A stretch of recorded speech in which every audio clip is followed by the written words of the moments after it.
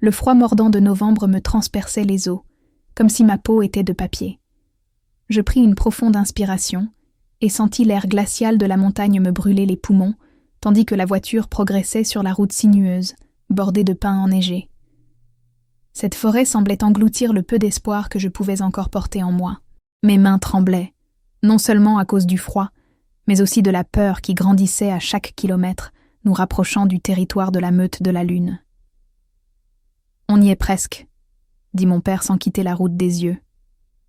Sa voix semblait étrangement calme pour quelqu'un qui s'apprêtait à livrer sa propre fille dans le cadre d'un accord.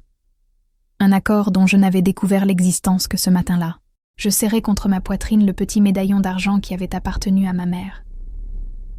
Elle me l'avait donné avant de quitter ce monde, en murmurant que ce symbole me protégerait lorsqu'elle ne pourrait plus être à mes côtés. La lune éclaire toujours le chemin des égarés, disait l'inscription. Ironique que je sois maintenant conduite précisément vers la meute qui portait le nom de l'astre que ma mère vénérait tant. J'ai grandi en entendant des histoires sur les loups de la meute de la Lune. C'étaient nos rivaux historiques, connus pour leur force brutale et leur organisation impeccable. Pendant des générations, nos meutes avaient vécu en conflit, se disputant des territoires dans les montagnes du Yorkshire. La meute de mon père, les gardiens de la vallée, était affaiblie après des années d'affrontements et une mystérieuse maladie qui avait décimé la moitié de nos guerriers. Alors, apparemment, mon père avait trouvé une solution, m'offrir en symbole de paix. « Ce sera mieux pour toi, Evelyne. » Mon père brisa de nouveau le silence. « Notre meute se meurt là-bas. Au moins, tu auras de la nourriture, un abri et une protection. » Une protection ? Comme si j'avais besoin de la protection de quelqu'un d'autre que ma propre meute. Comme si être une loup-garou, même l'une des plus faibles de la meute, ne me donnait aucun droit de choisir mon propre destin. « Tu es en train de me vendre, » répondis-je avec amertume, observant mes cheveux blonds pâles, reflétés dans la vitre de la voiture, se confondre avec la neige à l'extérieur. « N'essaie pas de faire passer ça pour une faveur. » Mon père soupira lourdement. « Je ne te vends pas. Je garantis ta survie. Et celle de notre meute. L'Alpha Dominique a accepté de cesser les attaques et de nous donner accès à la partie nord de la rivière pour la chasse. Si tu... » Il s'arrêta, évitant de terminer la phrase. « Si je quoi ?» insistai-je, bien que je connaisse déjà la réponse.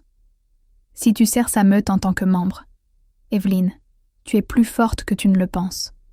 Ton loup peut sembler petit et fragile, mais il y a quelque chose en toi qui a éveillé leur intérêt. » J'ai dégluti avec difficulté, essayant de retenir mes larmes.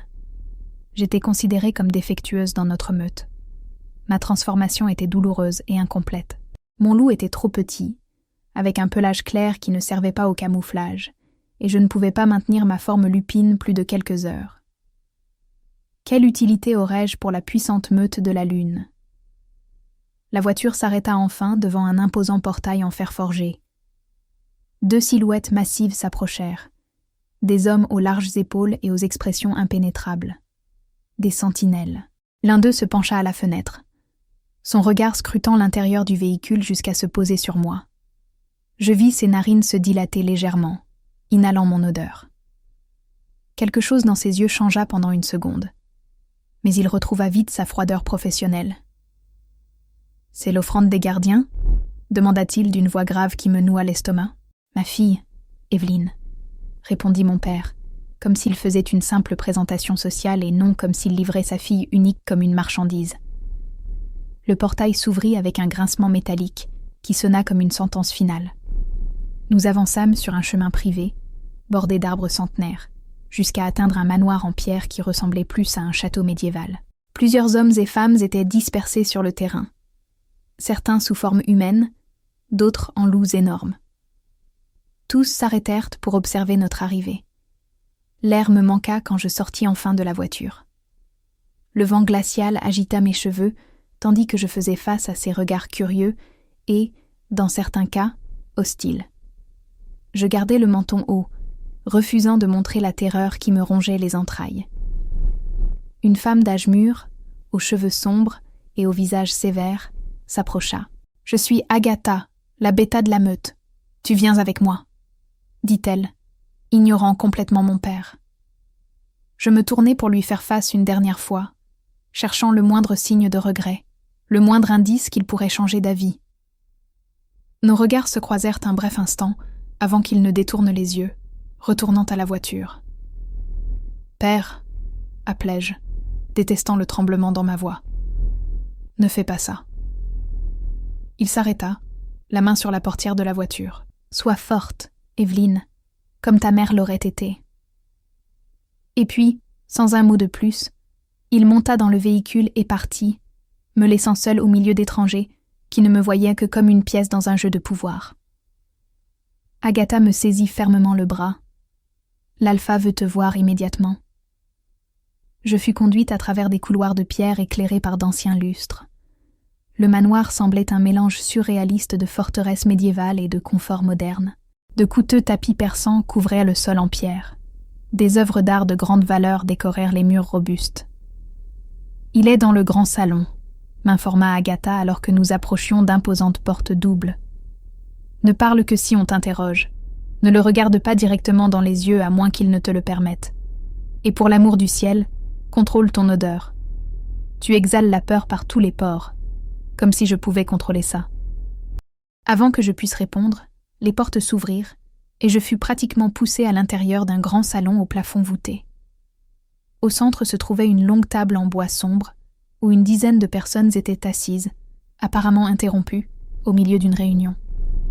En bout de table, dos à une cheminée allumée, se tenait la silhouette la plus intimidante que j'ai jamais vue de ma vie. Il devait mesurer près de 2 mètres, avec des épaules larges et des muscles évidents, même sous le pull sombre qu'il portait. Ses cheveux noirs étaient légèrement en désordre, comme s'il y avait passé les doigts à plusieurs reprises en signe de frustration.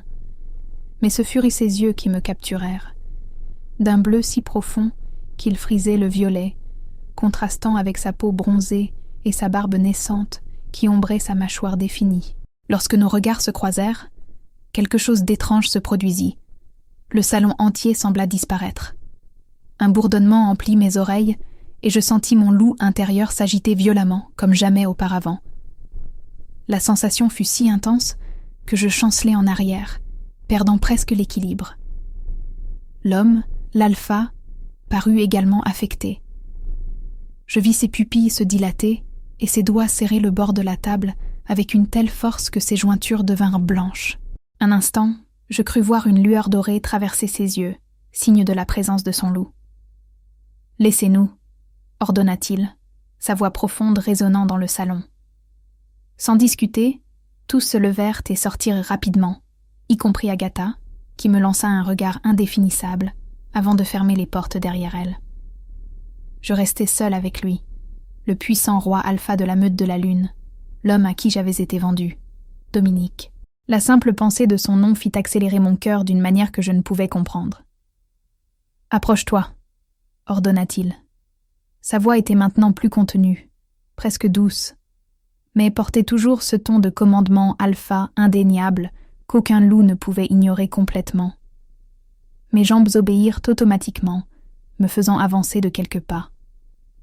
La distance entre nous diminua et avec elle, une tension étrange, presque palpable, grandit dans l'air. « Quel est ton nom » demanda-t-il, m'étudiant avec une intensité déconcertante. « Evelyne » répondis-je, surprise de trouver ma voix. « Evelyne Morgan. » Il inspira profondément, comme s'il savourait mon odeur dans l'air, puis fit quelque chose de totalement inattendu. Il sourit.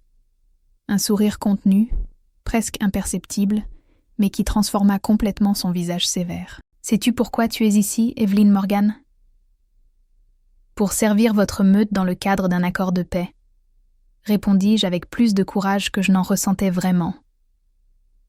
J'ai été vendue comme une marchandise. Son sourire disparut. C'est ce que ton père t'a dit ? Il s'éloigna de la table et marcha dans ma direction avec la grâce prédatrice caractéristique des alphas. Que tu as été vendue. J'acquiesçai, gardant le regard fixé au sol, me souvenant de l'avertissement d'Agatha. « Regarde-moi » commanda-t-il doucement. Je levai le visage, rencontrant de nouveau ses yeux intenses. Cette fois, j'étais préparée à l'étrange connexion qui semblait se former entre nous, bien que je sente toujours mon loup s'agiter sous ma peau. « Tu n'as pas été vendue, Evelyne. Tu as été réclamée, » dit-il, ces mots portant un poids que je ne compris pas entièrement. « Et très bientôt, tu comprendras exactement ce que cela signifie. » Le médaillon de ma mère sembla chauffer contre ma poitrine, et un frisson parcourut ma colonne vertébrale. Quelque chose me disait que ma vie était sur le point de changer pour toujours, et que l'homme en face de moi gardait des secrets qui pourraient aussi bien me sauver que me détruire complètement. « Réclamer », répétai-je, sentant le mot étrange dans ma bouche. « Je ne comprends pas. » Dominique marcha lentement autour de moi, comme un prédateur évaluant sa proie. Chaque pas était calculé, silencieux, malgré sa taille impressionnante. Mes sens lupins captèrent son arôme. Bois brûlé, forêt de pins après la pluie, et quelque chose de plus primitif, de sauvage, qui fit s'agiter mon loup intérieur. « Ta meute ne t'a jamais parlé des partenaires destinés ?» demanda-t-il, s'arrêtant derrière moi. Je sentis son souffle sur ma nuque, faisant se hérisser les poils de mes bras. J'essayais de garder mon sang-froid, malgré le tourbillon de sensations qui m'envahissait. « Bien sûr qu'ils l'ont fait, » répondis-je, me souvenant des histoires que ma mère me racontait avant de dormir, sur les loups qui trouvent leur autre moitié. La seule personne avec qui ils peuvent former un véritable lien. Mais ça, ce n'est qu'une légende, un conte de fées pour jeunes loups. Son rire fut bas, rauque, envoyant des vagues de chaleur le long de ma colonne. « Légende !» répéta-t-il, revenant se placer face à moi. « Tout comme nous sommes des légendes pour les humains, n'est-ce pas ?» Ses yeux gardaient cette intensité troublante, comme s'il pouvait voir à travers les couches de protection que j'avais bâties au fil des ans. « Montre-moi ton loup !» ordonna-t-il soudainement. Je fis un pas en arrière, alarmé. « Quoi ? Non, je ne peux pas. »« Ah, tu ne peux pas ou tu ne veux pas ?»« Je ne peux pas, » admis-je, sentant la honte familière me consumer. Mon loup est défectueux. La transformation est douloureuse, et je n'arrive pas à la maintenir. Au lieu de la répulsion que je m'attendais à voir sur son visage, Dominique ne montra que de la curiosité. « Qui t'a dit que ton loup était défectueux ?» Tout le monde dans ma meute. Mon père, tous. Mon loup est petit et faible, inutile pour la chasse ou la protection. Déglutis-je, surprise de m'ouvrir si facilement à cet étranger. Il plissa les yeux, et un instant, je vis quelque chose de dangereux luire dans ses iris bleu-violet. « Ton père aura beaucoup de comptes à rendre, » murmura-t-il, plus pour lui-même que pour moi. Puis il me regarda de nouveau droit dans les yeux. « Tu ne vas pas essayer de t'enfuir, n'est-ce pas ?» La question me prit par surprise. Je n'avais même pas envisagé cette possibilité, supposant qu'il serait impossible de s'échapper d'un territoire si bien gardé. « Est-ce que ça a de l'importance ?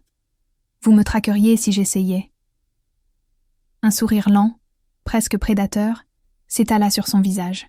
« Oui, je te traquerai et je te trouverai. Mais je préfère éviter cet inconvénient. » Avant que je puisse répondre, les portes du salon s'ouvrirent à nouveau. Une jeune femme aux cheveux roux et à l'expression méfiante entra, ses yeux verts me jaugeant de la tête aux pieds. « C'est donc la fille ?» dit-elle sans cacher son dédain. Elle n'a pas l'air de grand-chose d'homme. « Scarlett », prévint-il d'un ton glacial. « Souviens-toi de ta place. » La rousse baissa immédiatement les yeux, une rougeur intense envahissant son visage. « Pardon, Alpha. Je venais seulement informer que les chambres sont prêtes, comme vous l'avez ordonné. » Dominique acquiesça. Conduis Evelyne dans la chambre de l'aile nord, celle à côté de la mienne. Je vis les yeux de Scarlett s'écarquiller de choc avant qu'elle ne maîtrise son expression. L'aile nord ? Mais cette zone est réservée uniquement à votre famille. Oui, compléta-t-il avec une finalité qui mit fin à la discussion. Evelyne y restera. Le regard que me lança la rousse était de pure haine. J'avais clairement gagné une ennemie sans même essayer. Quand elle me fit signe de la suivre, j'hésitai, regardant à nouveau Dominique. « Nous aurons le temps de parler plus tard, » dit-il, sa voix maintenant plus douce. « Repose-toi, Tu as eu une journée difficile. » Cette gentillesse inattendue me déconcerta plus que son intimidation précédente. J'acquiesçai et suivis Scarlett, sentant le poids du regard de Dominique sur mon dos alors que nous sortions.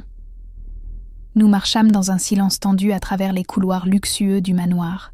D'autres membres de la meute s'arrêtaient pour m'observer à notre passage, leurs regards curieux et leurs narines dilatées, essayant de capter mon odeur. « Pourquoi tout le monde me regarde comme ça ?» murmurai-je. Scarlett rit sans humour. « Tu ne sais vraiment pas, n'est-ce pas ? Fascinant. » Avant que je puisse insister, elle s'arrêta devant une porte en bois sombre, richement sculptée de symboles lunaires. « Voici ta chambre. Il y a des vêtements dans l'armoire. Dîne avec nous dans le grand salon à 20h. » Elle me jaugea d'un œil critique. « Essaie de paraître moins pathétique. » Alors qu'elle se tournait pour partir, je pris mon courage à deux mains. « Qu'est-ce que vous vouliez dire par « tu ne sais vraiment pas ce qui se passe ici » ?» Scarlett s'arrêta, se retournant lentement. Un sourire malicieux joua sur ses lèvres. Dominique est l'alpha le plus puissant de cette région depuis des décennies. Il pourrait avoir n'importe quelle louve qu'il désire. Des centaines tueraient pour être à ta place. Elle fit un pas dans ma direction. Et puis il passe un accord avec une meute décadente comme la tienne, en t'exigeant spécifiquement dans le marché. Une louve qui peut à peine se transformer. Elle pencha la tête, observant ma réaction. Tu ne trouves pas ça étrange ? Mon cœur s'accéléra. Pourquoi m'aurait-il choisi ? C'est la question que nous nous posons tous, répondit-elle sèchement. Mais je suis sûre que nous le découvrirons bientôt. Sur ce, elle s'éloigna, me laissant seule avec mes pensées tourbillonnantes. La chambre était plus grande que toute la maison où j'avais grandi. Un lit king-size à baldaquin occupait le centre, couvert de draps de soie gris-bleu. De grandes fenêtres allant du sol au plafond offraient une vue imprenable sur les montagnes enneigées. Une cheminée crépitait doucement dans un coin, réchauffant la pièce. Je m'approchai de la fenêtre, observant le vaste territoire de la meute de la Lune. Au loin, je vis des loups courir dans la forêt enneigée, libres et puissants. Mon propre loup intérieur gémit de désir, aspirant à cette liberté que je n'avais jamais pleinement connue. Je posai le front contre la vitre glacée, laissant enfin les larmes couler. En quelques heures, ma vie avait été bouleversée. J'avais été arrachée au seul foyer que j'avais connu et livrée à des étrangers, à un homme dont la simple présence éveillait des sensations que je n'avais jamais ressenties. Le médaillon de ma mère reposait toujours contre ma poitrine. Je le serrais entre mes doigts, me souvenant de son sourire doux, si rare dans notre monde brutal. Elle était morte quand je n'avais que 12 ans, me laissant aux soins d'un père qui n'avait jamais su comment s'occuper d'une fille, qui ne répondait pas aux attentes de la meute. La lune éclaire toujours le chemin des égarés, murmurai-je, répétant les mots gravés sur le médaillon. Un léger coup à la porte interrompit mes pensées. J'essuyai rapidement mes larmes. « Entrez !» appelai-je en me redressant. Une dame à l'air bienveillant entra, portant un plateau avec du thé et des biscuits. Ses cheveux grisonnants étaient attachés en un chignon simple, et son visage, marqué par le temps, affichait un sourire doux. « J'ai pensé que vous auriez besoin de quelque chose de chaud à boire, ma chère, » dit-elle, en posant le plateau sur une petite table. « Je suis Martha, je m'occupe de la maison et de la cuisine. » Sa gentillesse inattendue me prit au dépourvu. « Merci, Martha. » Elle me servit une tasse de thé fumant, l'arôme d'herbe et de miel remplissant la chambre. « Comment vous sentez-vous » ? « Perdue, » admis-je, acceptant la tasse avec des mains tremblantes. Confuse. Martha acquiesça avec compréhension. « C'est à prévoir. Ce ne doit pas être facile d'être séparée de sa meute. » Je pris une gorgée de thé, sentant le liquide chaud calmer mes nerfs. « Vous connaissez l'alpha depuis longtemps ?» Un sourire mystérieux apparut sur ses lèvres. « J'ai connu Dominique quand il n'était qu'un louveteau. Je l'ai vu grandir et devenir le chef qu'il est aujourd'hui. » Elle m'étudia attentivement. « Il peut paraître intimidant, mais il a un bon cœur. Notre meute a prospéré sous sa direction. Pourquoi m'a-t-il amené ici ? Que veut-il de moi ?» Martha sembla peser ses mots avant de répondre. Il ne m'appartient pas de révéler les raisons de l'alpha, mais croyez-moi, ma chère, vous n'êtes pas ici par hasard. Elle se leva, lissant son tablier. Maintenant, reposez-vous un peu. Je reviendrai plus tard pour vous aider à vous préparer pour le dîner.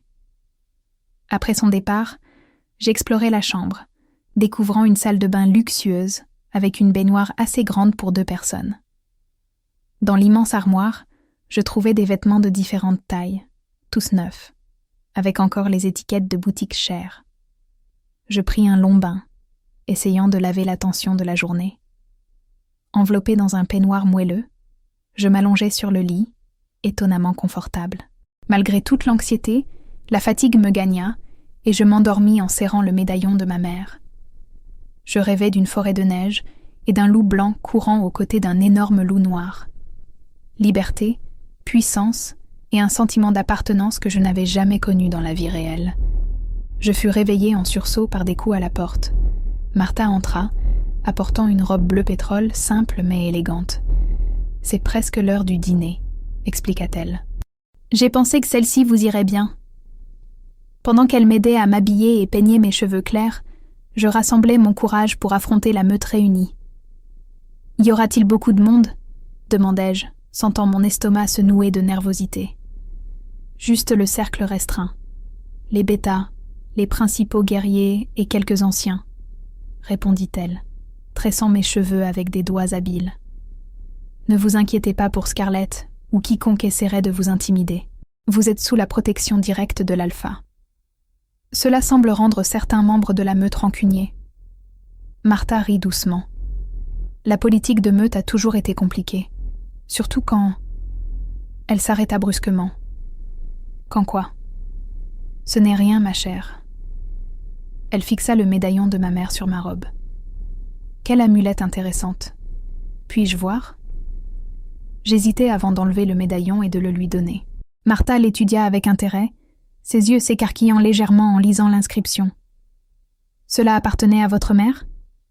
J'acquiesçai. Elle me l'a donné avant de mourir. Martha me rendit le médaillon avec une expression étrange. « Vous lui ressemblez beaucoup, vous savez ?» Je fus surprise. « Vous connaissiez ma mère ?» Un sourire triste apparut sur ses lèvres. « C'est un petit monde pour ceux de notre espèce, ma chère. Surtout pour ceux qui servent les grandes meutes. » Elle vérifia l'horloge. « Il est l'heure. Allons-y. » Sur le chemin de la salle à manger, je ne pus m'empêcher de remarquer comment Martha avait évité de répondre directement à ma question sur ma mère. Un autre mystère à ajouter à la liste croissante de choses qui n'avaient pas de sens. Le salon était illuminé par des dizaines de bougies et un grand lustre en cristal. Une longue table était dressée pour une quinzaine de personnes, avec Dominique assis en bout de table, portant une chemise noire qui accentuait ses larges épaules. Quand j'entrai, toutes les conversations cessèrent et tous les regards se tournèrent vers moi. Dominique se leva, ses yeux parcourant lentement ma silhouette. Quelque chose dans son regard fit accélérer mon cœur et chauffer mon visage. « Evelyne, » dit-il, sa voix profonde résonnant dans le salon silencieux. « Viens t'asseoir à côté de moi. » Je vis Scarlett, assise près de l'autre bout de la table, serrer son verre si fort que je crus qu'il allait se briser. D'autres membres de la meute échangèrent des regards significatifs pendant que je traversais le salon, me sentant comme si j'étais conduite dans un piège élaboré. Quand je m'assis à la droite de Dominique, il se pencha légèrement. « Êtes-vous à l'aise dans vos appartements ?» demanda-t-il, sa voix assez basse pour être presque intime. « Oui, merci », répondis-je, essayant d'ignorer les regards curieux autour de nous. Ils sont plus grands que ceux à quoi je suis habituée. Un léger sourire courba ses lèvres. Vous vous y habituerez avec le temps. La façon dont il dit cela, comme si ma présence ici était une certitude indiscutable, me dérangea et m'intrigua à la fois. Le dîner se déroula avec des conversations tendues. Je fus formellement présentée aux principaux membres de la meute. Lucas, le bêta principal, un homme à l'expression sévère et aux yeux calculateurs. Agatha, la bêta qui m'avait accueillie initialement. Victor, le chef des guerriers, avec des cicatrices visibles sur les bras et le visage, et plusieurs autres dont je peinais à retenir les noms. Je remarquais qu'ils m'observaient avec curiosité, certains avec une hostilité ouverte, d'autres avec une sorte de respect prudent que je ne comprenais pas. « Alors, Evelyne, » dit Victor, brisant un moment de silence, « j'ai entendu dire que votre loup est inhabituel. » Je sentis mon visage brûler de honte. J'ouvris la bouche pour répondre, mais Dominique fut plus rapide. « Le loup d'Evelyne n'est pas un sujet de discussion à table, » déclara-t-il avec une finalité qui fit visiblement reculer Victor. « Pardon, Alpha, je ne voulais pas offenser. »« Mais vous avez offensé, » répondit froidement Dominique.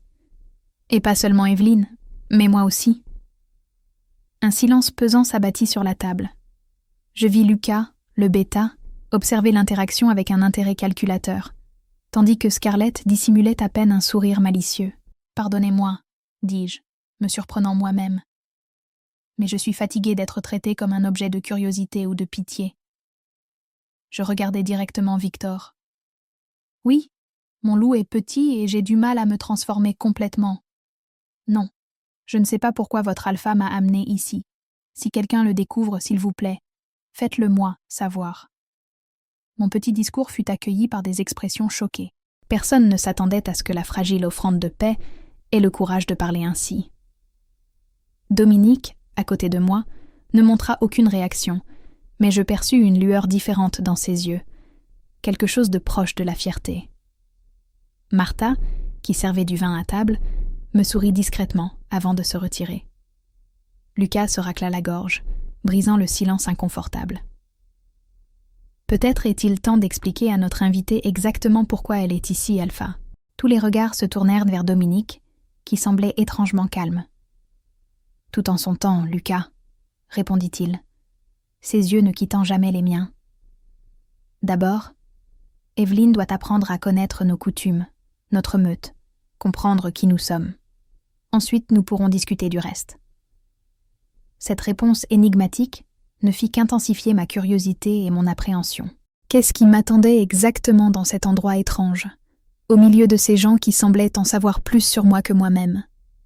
Le dîner se poursuivit avec des conversations superficielles sur le territoire et les alliances avec d'autres meutes. J'essayais d'absorber le plus d'informations possible, rassemblant de petits fragments qui pourraient en m'aider à comprendre ma situation.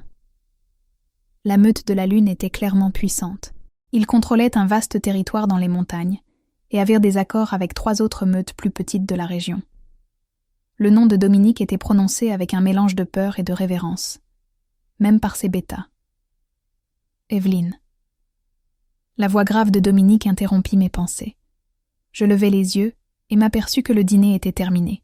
La plupart des membres de la meute s'étaient déjà retirés, ne laissant que Lucas, Agatha et, malheureusement, Scarlett, qui semblait déterminée à ne rien manquer de mon interaction avec l'alpha.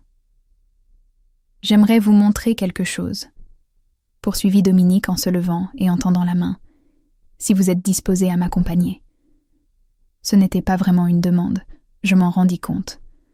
Les loups alpha demandaient rarement quelque chose.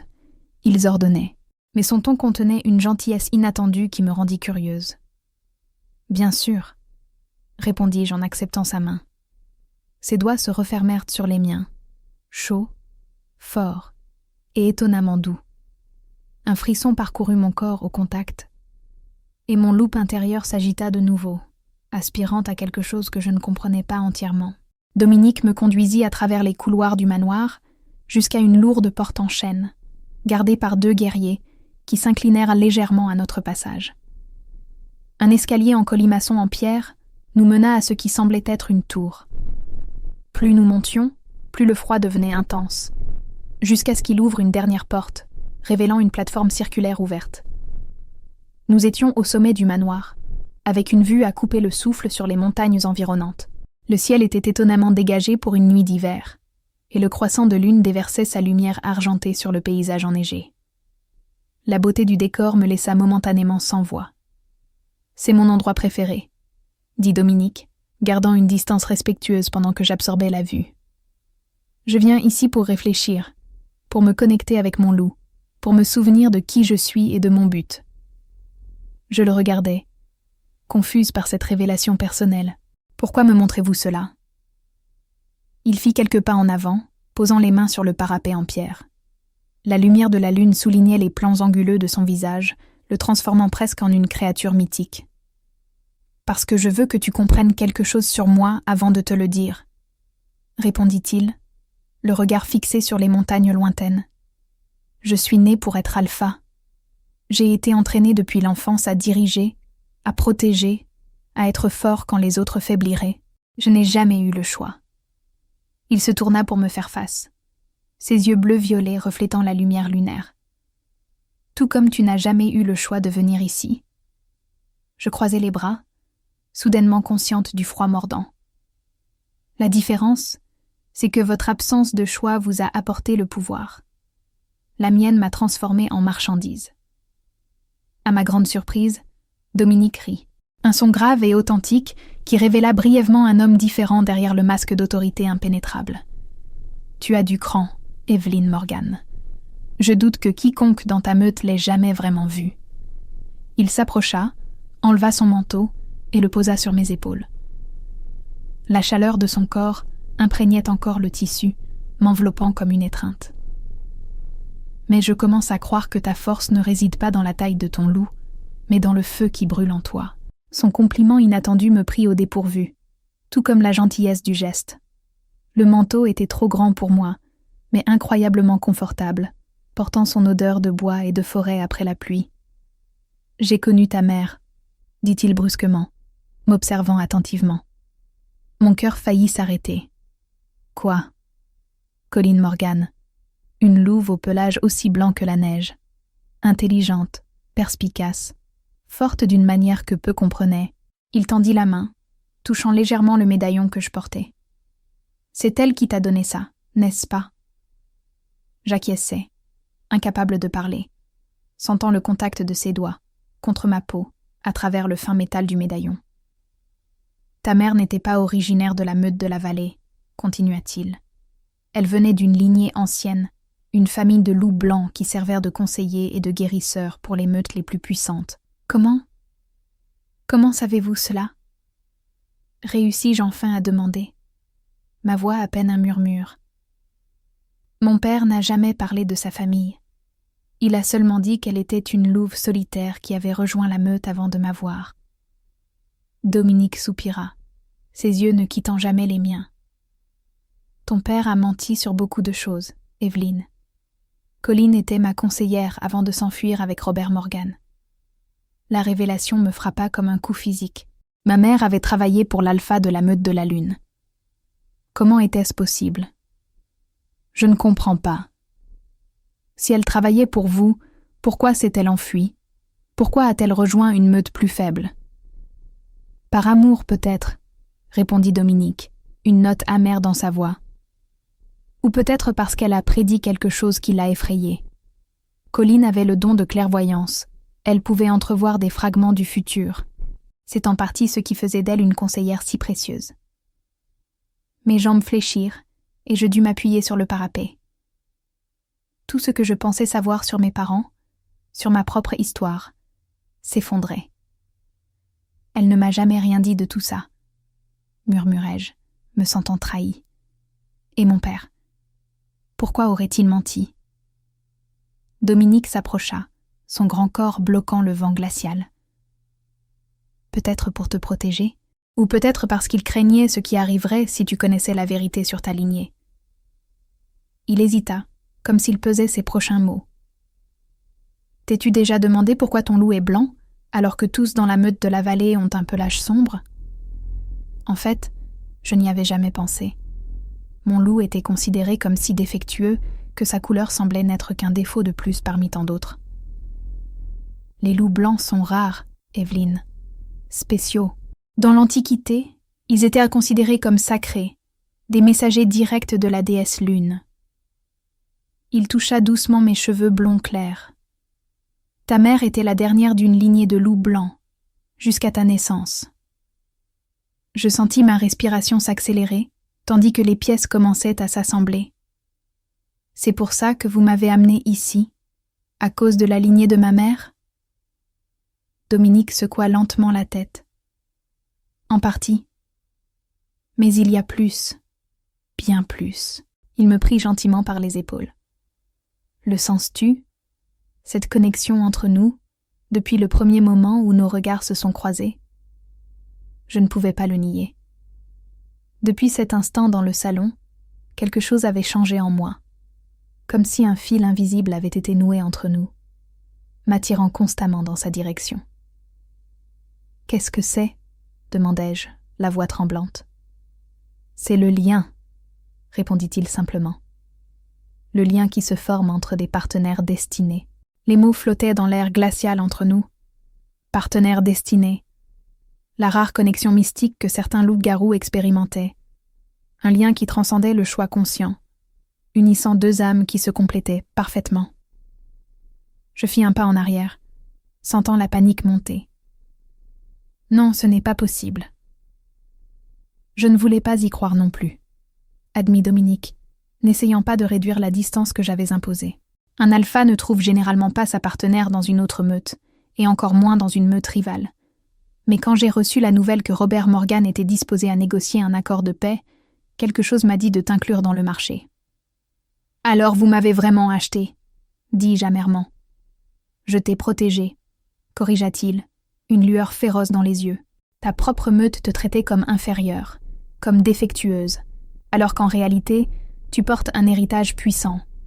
Un héritage que ton père a essayé de cacher, peut-être par peur, peut-être par honte, de ne pas avoir un héritier alpha de sang pur. Ma tête tournait avec tant de révélations. Je ne pouvais pas tout assimiler d'un coup. « J'ai besoin de temps, » dis-je en me serrant dans son manteau. « C'est trop. » Dominique acquiesça, son visage s'adoucissant. « Je comprends et je respecte cela. » Il tendit la main, sans me toucher, mais en offrant son aide.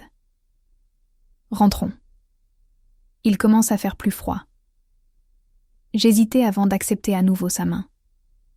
Le contact envoya cette même vague de chaleur à travers mon corps, confirmant au moins une partie de ce qu'il avait dit.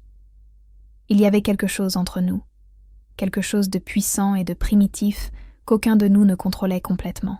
Sur le chemin du retour vers mes appartements, nous marchâmes en silence, chacun perdu dans ses propres pensées. Quand nous arrivâmes à la porte de ma chambre, Dominique s'arrêta.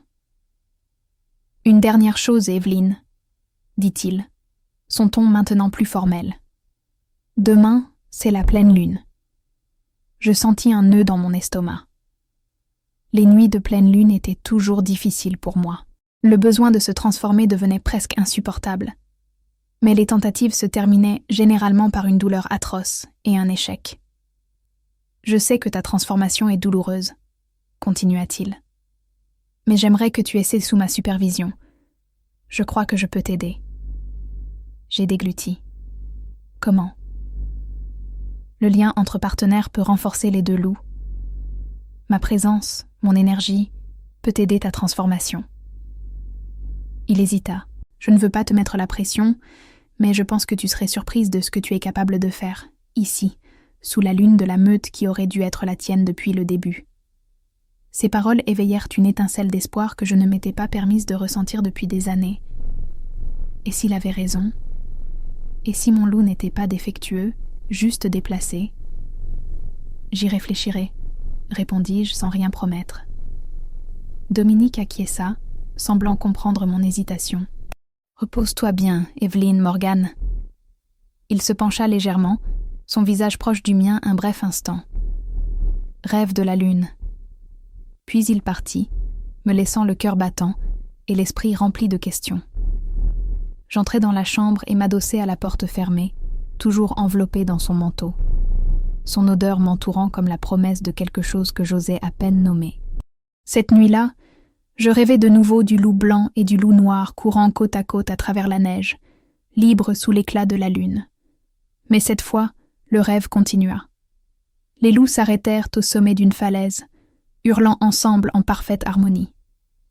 Et autour d'eux, des dizaines d'autres loups se joignirent au chœur, reconnaissant leur chef, leur famille. Je me réveillai avec des larmes aux yeux, ressentant quelque chose que je n'avais pas ressenti depuis la mort de ma mère, l'espoir. Le lendemain apporta une nouvelle énergie au territoire de la meute. Je pouvais sentir l'excitation dans l'air, l'anticipation de la pleine lune qui viendrait le soir. Les loups-garous sont toujours plus forts, plus vibrants, plus instinctifs pendant cette période. Martha vint m'apporter mon petit déjeuner et remarqua immédiatement le manteau de Dominique, soigneusement plié sur une chaise. « Je vois que vous avez eu une conversation hier soir », commenta-t-elle en arrangeant le plateau. « Il m'a parlé de ma mère », répondis-je, en observant sa réaction. Martha acquiesça lentement. Colline était une femme remarquable, une vraie louve blanche. Quand elle s'est enfuie avec votre père, ce fut un grand coup pour notre meute. Elle sourit tristement. Dominique ne l'a jamais admis, mais je soupçonne qu'il ait ressenti cette perte profondément. Colline était plus qu'une conseillère, c'était une amie. Il a dit qu'elle avait des visions. Oui, c'était son don spécial. La plupart des loups blancs possèdent une sorte de capacité mystique. Certains peuvent guérir, d'autres peuvent voir au-delà du voile entre les mondes. Martha me regarda avec curiosité. « Avez-vous déjà expérimenté quelque chose comme ça ?» Je secouai la tête. « Pas que je sache. J'ai toujours cru que j'étais juste brisée. » Martha renifla avec indignation. « Absurdité. Aucun loup n'est brisé, ma chère. Certains ont juste besoin de plus de temps pour découvrir leur vraie nature. » Elle hésita. « Dominique a mentionné la pleine lune d'aujourd'hui ? » « Oui. Il veut que j'essaie de me transformer sous sa supervision. »« Et allez-vous le faire ?» Je regardais par la fenêtre le ciel clair du matin. « Je ne sais pas. J'ai peur. La transformation a toujours été si douloureuse. » Martha s'assit à côté de moi sur le lit, prenant mes mains entre les siennes. « Ma chère, vous êtes-vous déjà demandé pourquoi la transformation fait si mal ? » « Parce que mon loup est fait... » « Non, interrompit-elle fermement. Parce que votre loup a été supprimé, réprimé. Par votre père et par vous-même, par peur et par honte. » Ses yeux s'adoucirent. Une transformation naturelle devrait couler comme de l'eau. Quand on essaie de l'arrêter, c'est comme essayer de retenir une rivière à main nue. Ces mots touchèrent quelque chose de profond en moi. Serait-il possible que pendant toutes ces années, j'ai moi-même contribué à mon tourment, craignant et résistant à ce que j'aurais dû embrasser ? « Et si ça ne marche pas ?» demandai-je, exposant ma plus grande peur. « Et si même ici, même avec lui, j'échoue encore ?» Martha sourit avec confiance. « Alors vous essayerez à nouveau à la prochaine lune, et à la suivante, jusqu'à ce que vous y arriviez. » Elle se leva, lissant son tablier. Mais je crois fermement que cette nuit sera différente. Je peux le sentir. Après le petit déjeuner, je décidai d'explorer le manoir par moi-même. Les membres de la meute que je croisais m'observaient avec curiosité, certains hochant la tête respectueusement, d'autres gardant une distance prudente. Dans le couloir principal, je trouvai Lucas, le bêta, examinant une grande carte territoriale accrochée au mur. « Mademoiselle Morgan », salua-t-il formellement. « J'espère que vous êtes à l'aise parmi nous. » Il y avait quelque chose de calculateur chez Lucas qui me mettait sur mes gardes, mais je gardais mon sang-froid. « Je vous remercie. J'essaie encore de comprendre ma place ici. » Un fin sourire traversa son visage. « Votre place ici dépend entièrement de l'alpha, n'est-ce pas ? Et de ce qu'il décidera de faire de vous. » La façon dont il dit cela envoya un frisson désagréable le long de ma colonne vertébrale. Avant que je puisse répondre, une voix féminine interrompit. « Lucas, l'alpha te cherche. Quelque chose à propos des frontières nord. » C'était Agatha, la bêta féminine. Son visage sévère ne révélait rien, mais je perçus un bref regard d'avertissement qu'elle lança à Lucas. « Bien sûr, » répondit-il, inclinant légèrement la tête vers moi avant de se retirer. Quand nous fûmes seuls, Agatha me jaugea d'un œil critique. « Tu devrais te méfier de Lucas.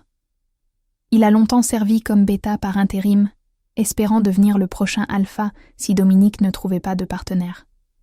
Ton arrivée complique ses plans. »« Je n'ai pas demandé à être ici, » répondis-je sur la défensive. « Personne ne le suggère, » rétorqua-t-elle. « Mais maintenant que tu es là, tu dois comprendre la dynamique de la meute. Ta position est délicate. » « Ma position ? Je ne sais même pas quelle est ma position ici. » Agatha haussa un sourcil.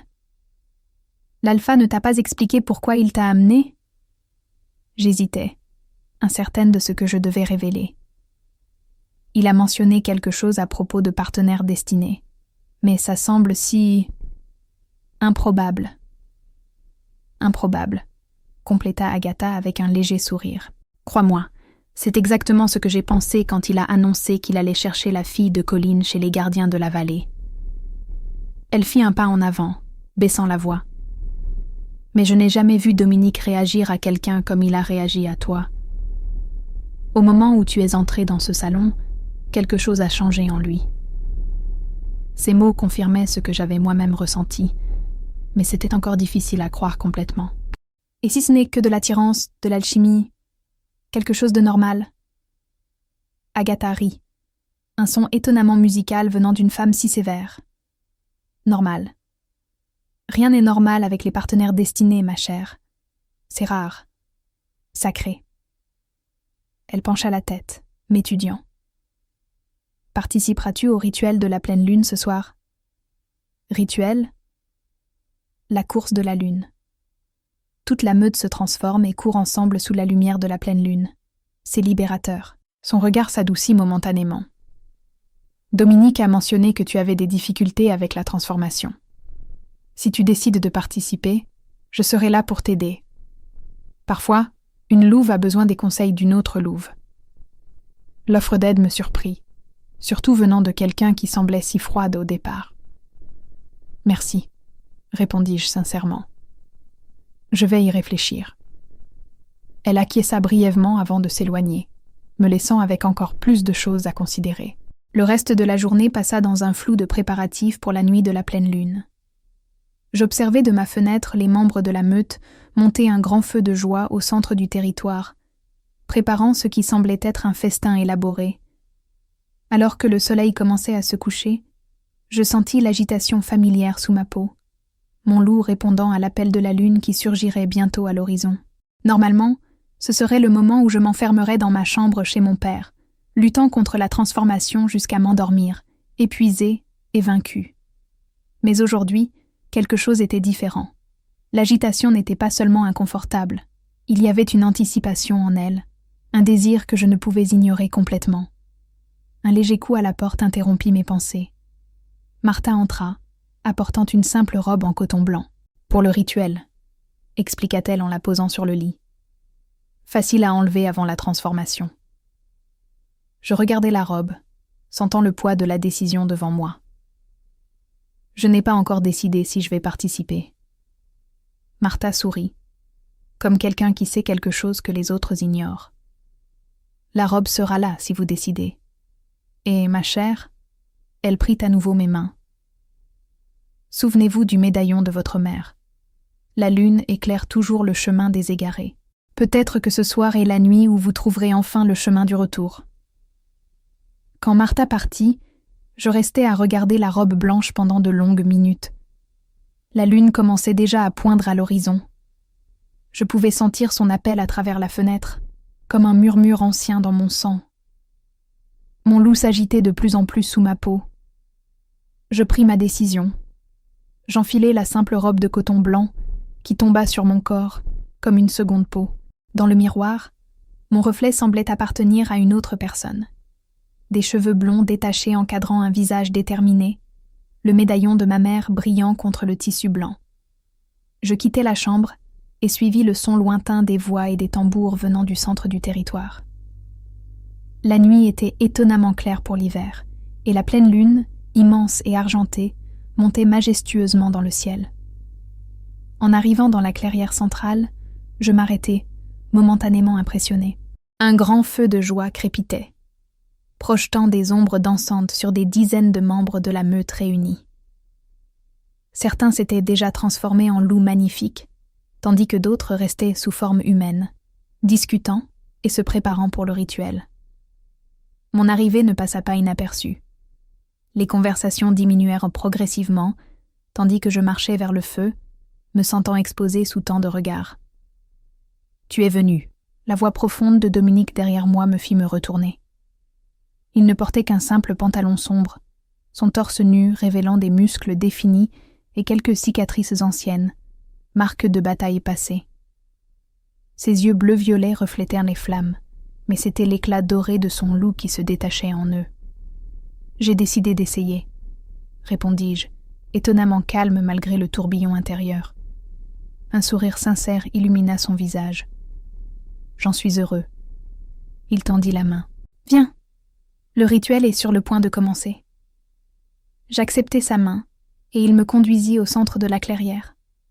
Agatha s'approcha, portant maintenant une robe similaire à la mienne, mais dans un ton terreux. « La lune est forte ce soir, » commenta-t-elle en regardant le ciel. « Une bonne nuit pour trouver son vrai loup. » Dominique se tourna vers la meute réunie, tenant toujours ma main. Immédiatement, toutes les conversations cessèrent. « Ce soir, » commença-t-il, sa voix résonnant dans la clairière, « nous célébrons la pleine lune d'hiver, la nuit où nos loups courent le plus librement, où nous sommes plus forts, plus unis en tant que meute. » Il fit une pause, ses yeux parcourant les membres attentifs. « Et ce soir, nous avons parmi nous Evelyn Morgan, fille de Colline, la dernière louve blanche. Elle se joint à notre course pour la première fois. » Des murmures parcoururent la foule. Certains regards étaient curieux, d'autres sceptiques, mais personne n'osa questionner ouvertement. « La transformation d'Evelyn a été supprimée pendant des années, » continua Dominique.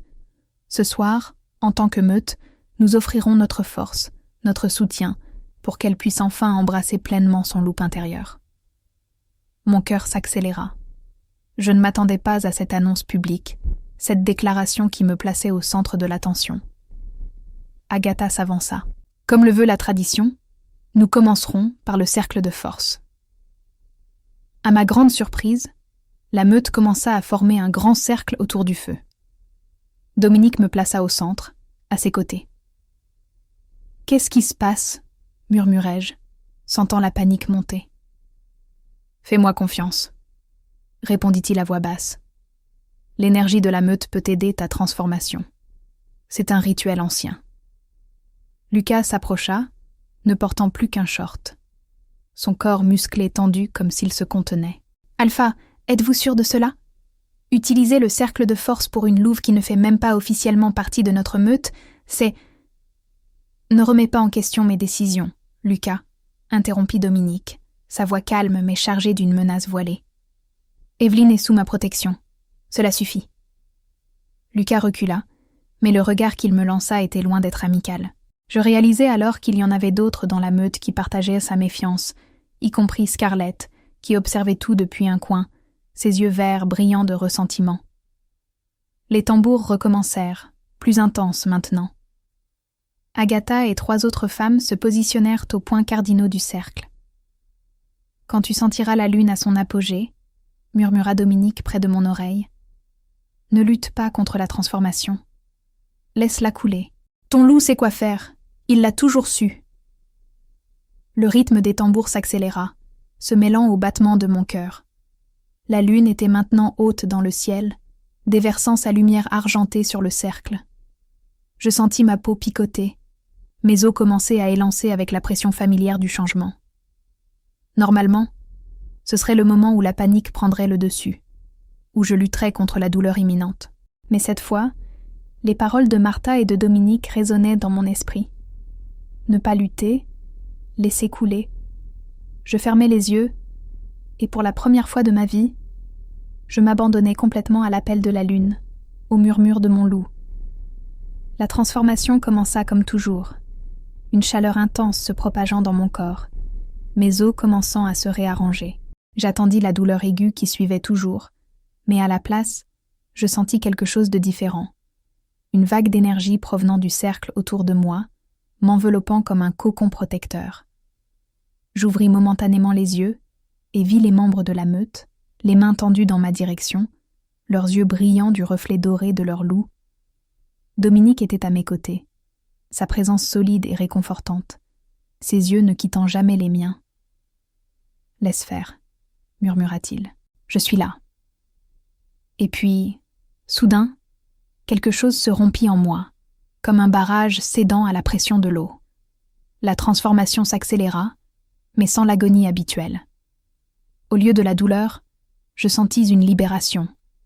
Mon corps se courba, mes os se remodelèrent, ma peau laissa place à un pelage, mais cette fois, cela ne s'arrêta pas à mi-chemin comme d'habitude.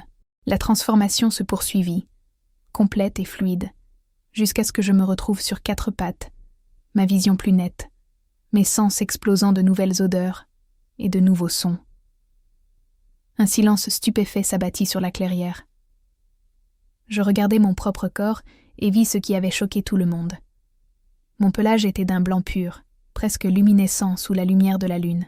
Pas le gris pâle du loup incomplet que je parvenais occasionnellement à manifester, mais le blanc resplendissant des loups mystiques dont Dominique avait parlé. Une vraie louve blanche, comme ma mère. Dominique fit un pas en avant, les yeux fixés sur les miens. Je vis de la fierté et de l'admiration dans son regard, ainsi que quelque chose de plus profond, de plus primitif. Puis, sans crier gare, il entama sa propre transformation.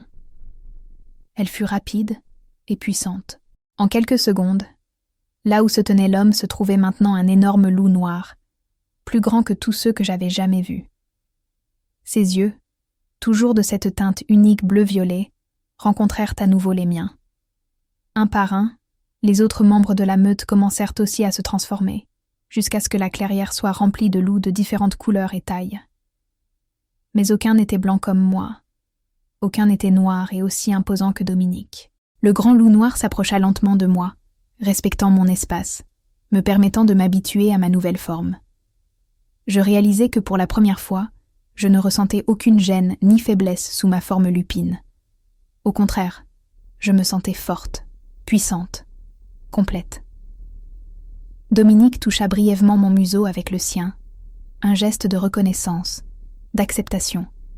Puis, il leva la tête et poussa un hurlement puissant qui résonna dans les montagnes. Les autres loups se joignirent à lui, créant une harmonie sauvage et primitive. Instinctivement, j'élevai ma propre voix, mon premier vrai hurlement. Le son qui en sortit était étonnamment clair et mélodieux, s'entrelaçant parfaitement avec celui de Dominique, comme si nos voix étaient de fait pour se compléter. Quand le hurlement cessa, Dominique se tourna et commença à courir vers la forêt. Sans hésitation, je le suivis, mon corps se déplaçant avec une grâce et une fluidité que je n'avais jamais connues. Derrière nous, des dizaines de loups suivirent. La course de la lune avait commencé. Courir en tant que loup était différent de tout ce que j'avais jamais ressenti. La neige sous mes pattes, le vent dans mon pelage, les odeurs de la forêt hivernale, tout était plus intense, plus vif. Et encore plus extraordinaire était le sentiment d'appartenance qui m'enveloppait. Je n'étais plus seule, plus brisée.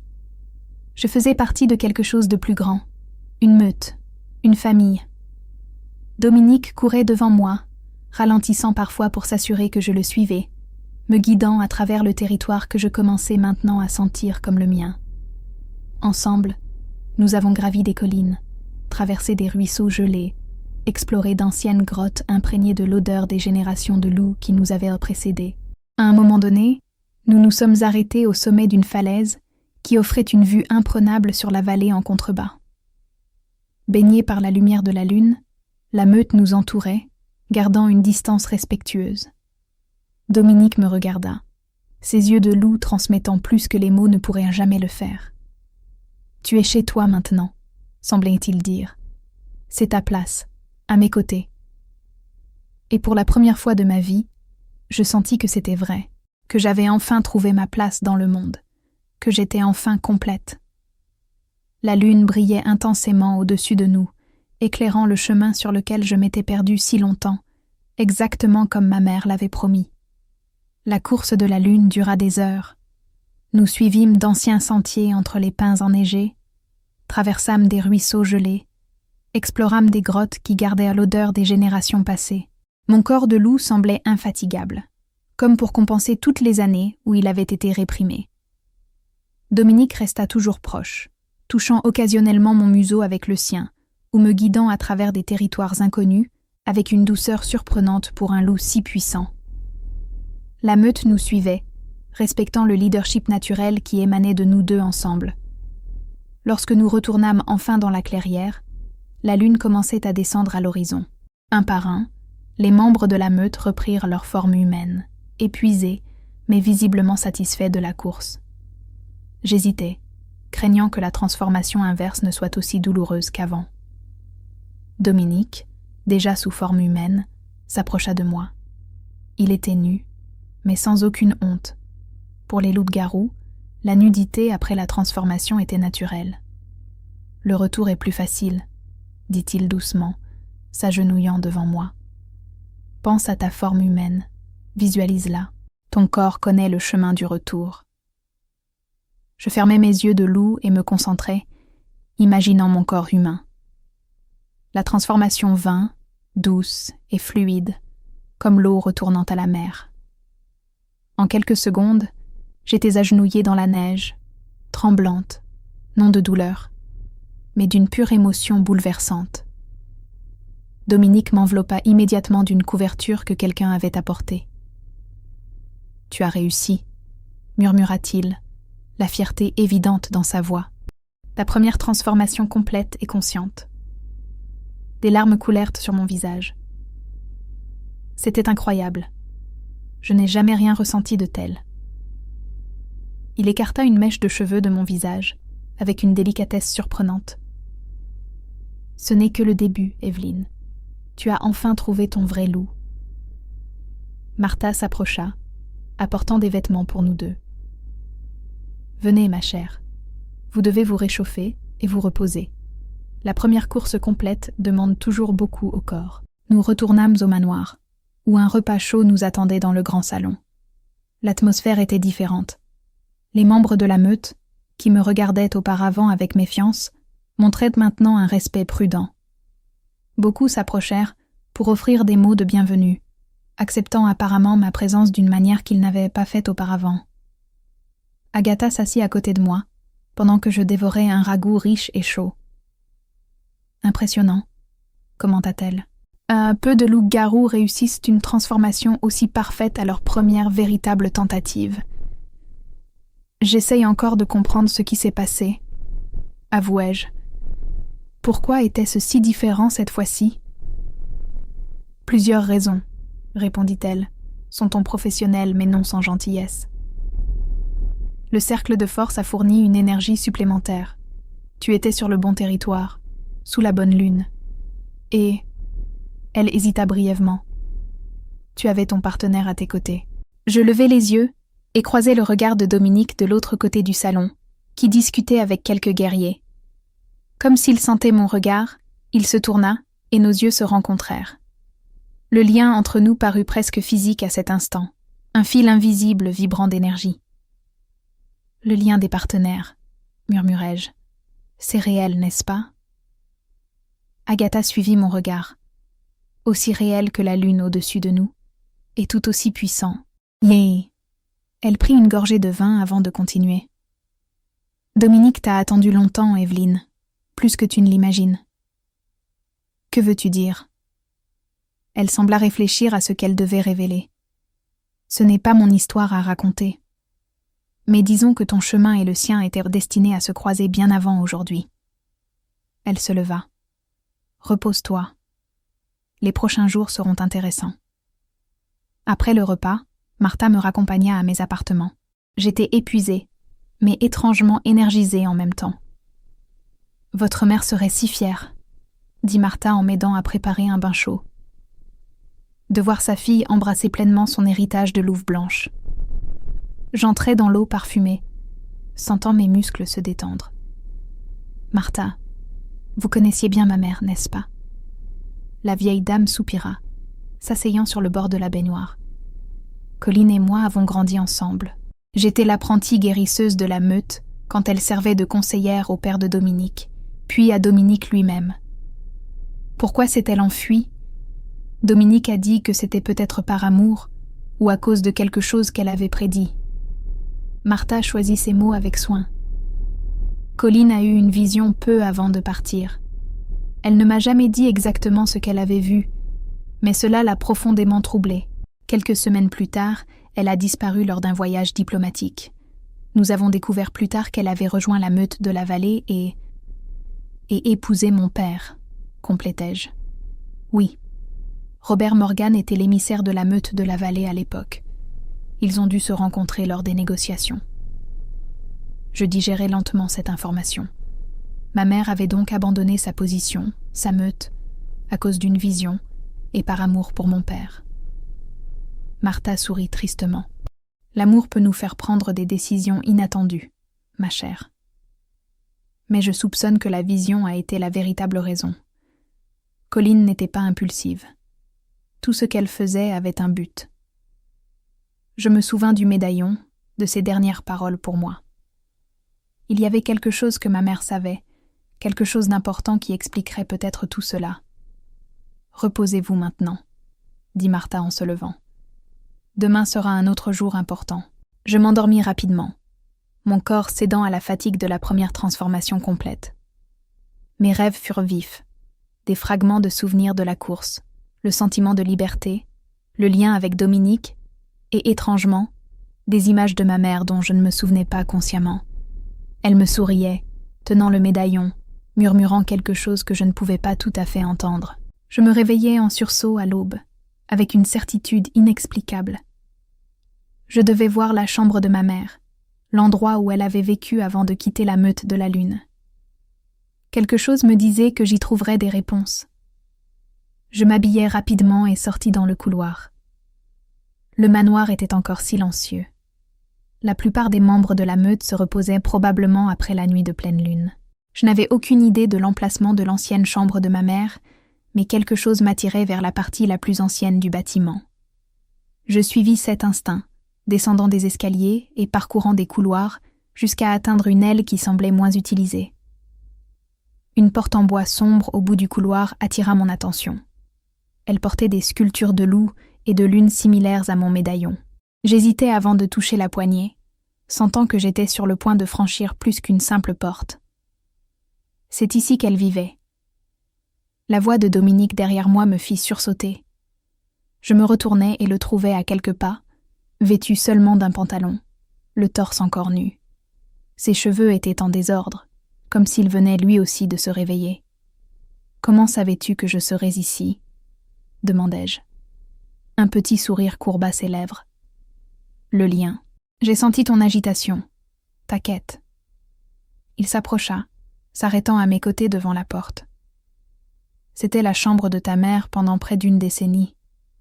Après son départ, j'ai fait sceller la porte. Personne n'y est entré depuis. Pourquoi ? Il détourna brièvement le regard. Par respect, peut-être un peu de culpabilité. Colline était importante pour moi, pour nous tous. Peux-tu l'ouvrir ? Dominique sortit une vieille clé de sa poche. J'attendais que tu le demandes. Quand tu es revenu dans la meute, j'ai demandé qu'on prépare cette clé. D'une manière ou d'une autre, je savais que tu finirais par trouver ton chemin jusqu'ici.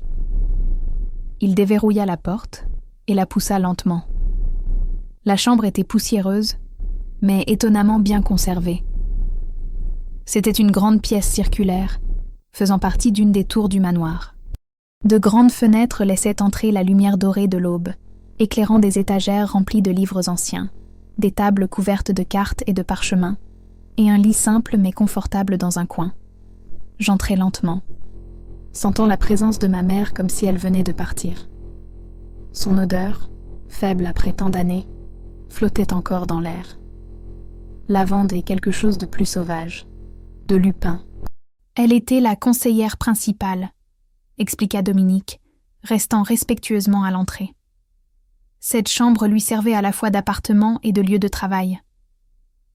Je parcourus l'espace, touchant les livres, les cartes, me sentant connectée à une partie de ma mère que je n'avais jamais connue.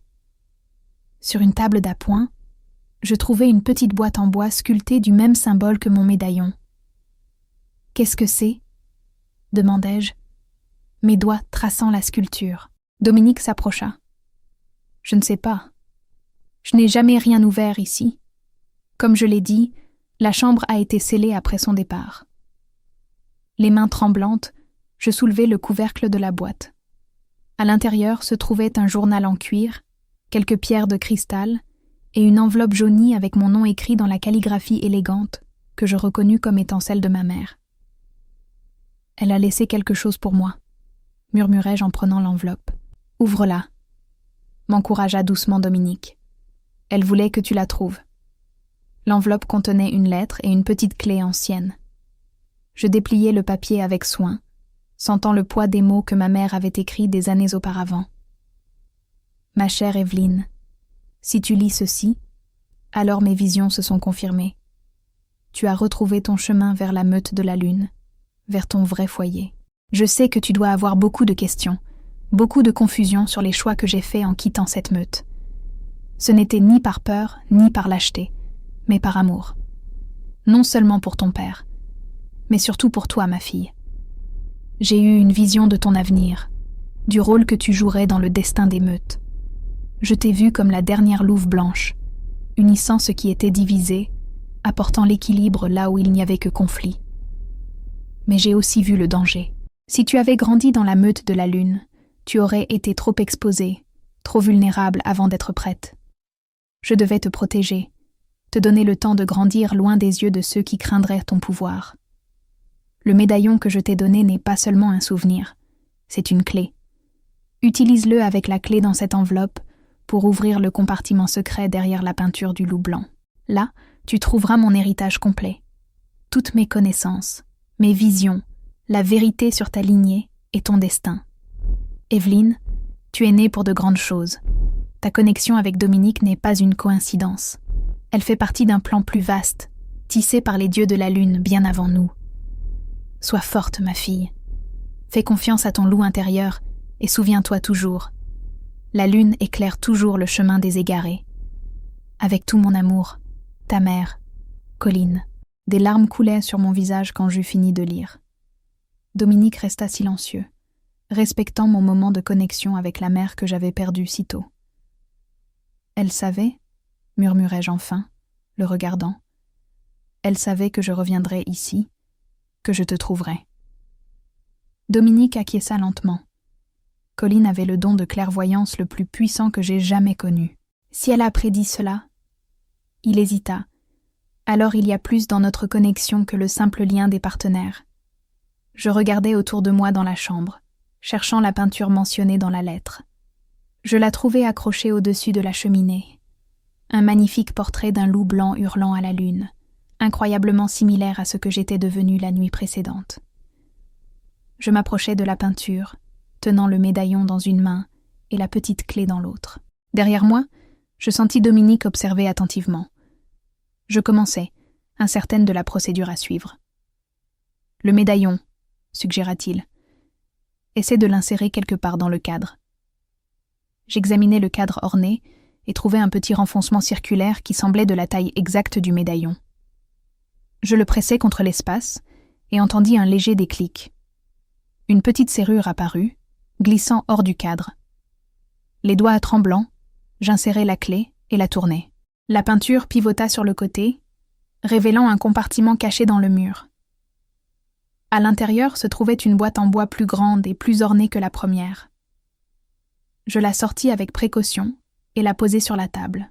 Quand je l'ouvris, je trouvai plusieurs cahiers reliés en cuir, des pierres de cristal organisées selon des motifs spécifiques, une ancienne carte marquée de symboles étranges, et au centre, un livre épais avec une couverture en cuir blanc portant le titre gravé en lettres d'or, « L'héritage de la louve blanche ».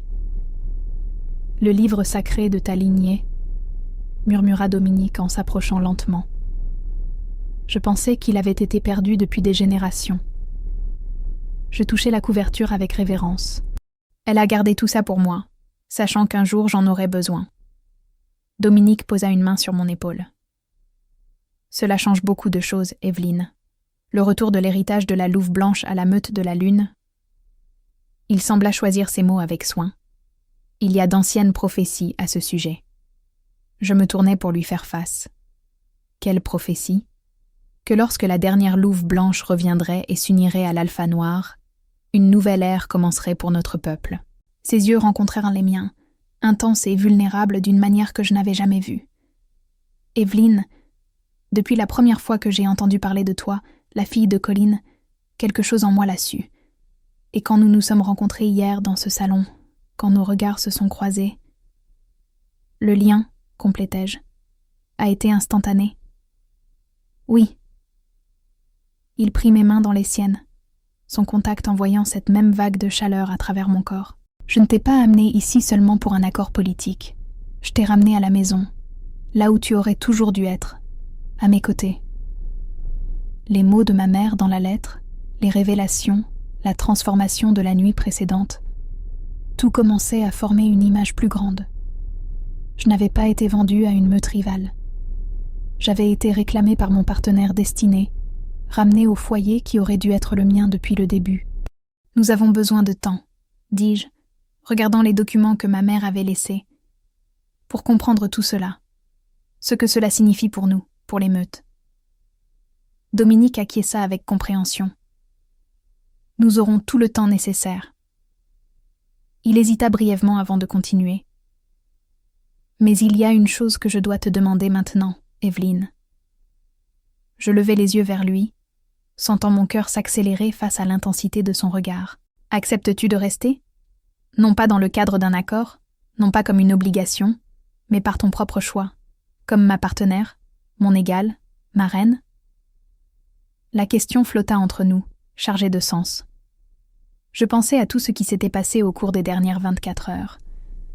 Comment j'avais été arrachée à une vie où je ne m'étais jamais vraiment sentie à ma place et amenée dans un endroit où, pour la première fois, je me sentais complète. « Oui », répondis-je, surprise par la certitude dans ma voix. « J'accepte de rester, comme ta partenaire, ton égale. » Le sourire qui illumina le visage de Dominique fut comme un lever de soleil après une longue nuit. Lentement, respectant mon espace, il se pencha et posa ses lèvres sur les miennes. Un baiser doux, une promesse, un commencement. Quand nous nous séparâmes, je vis l'avenir se refléter dans ses yeux. Un avenir où je ne serais plus la louve défectueuse, la fille décevante, mais la reine louve blanche aux côtés du puissant roi Alpha. Un avenir où, ensemble, nous unirions ce qui était divisé et apporterions une nouvelle ère de paix à notre peuple. Dehors, le soleil d'hiver brillait sur la neige, mais sa chaleur n'était rien comparée à celle que je ressentais en moi. La chaleur de l'appartenance, du but trouvé, de l'amour naissant. J'avais enfin trouvé mon vrai foyer.